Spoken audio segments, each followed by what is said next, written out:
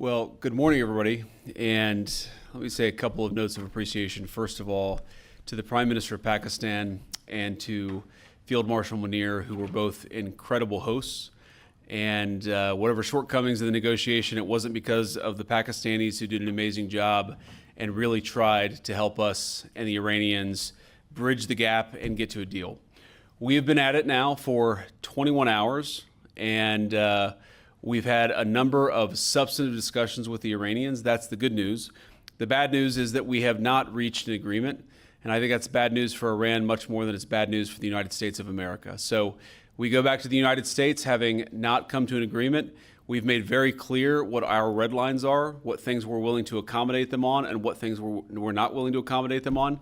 And we've made that as clear as we possibly could, and they have chosen not to accept our terms.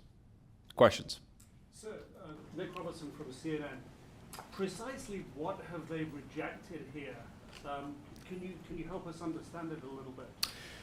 Well, I won't go into all the details because I don't want to negotiate in public after we negotiated for 21 hours in private. But the simple fact is that we need to see an affirmative commitment that they will not seek a nuclear weapon, and they will not seek the tools that would enable them to quickly achieve a nuclear weapon. That is the core goal of the President of the United States, and that's what we've tried to achieve through these negotiations. Again, their nuclear program, such as it is, the enrichment facilities that they had before, they've been destroyed. But the simple question is, do we see a fundamental commitment of will for the Iranians not to develop a nuclear weapon, not just now, not just 2 years from now, but for the long term? We haven't seen that yet. We hope that we will.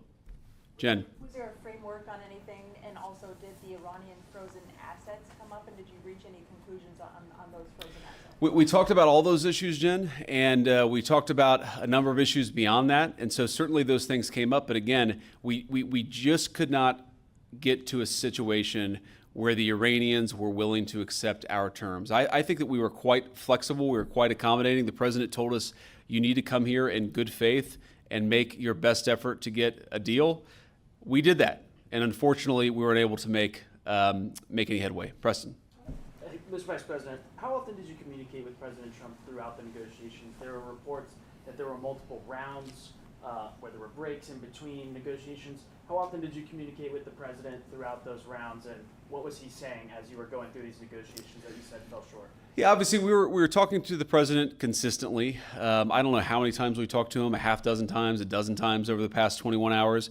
We obviously also talked to Admiral Cooper, to Pete, to Marco, to the entire national security team. We talked to Scott Bessent a number of times.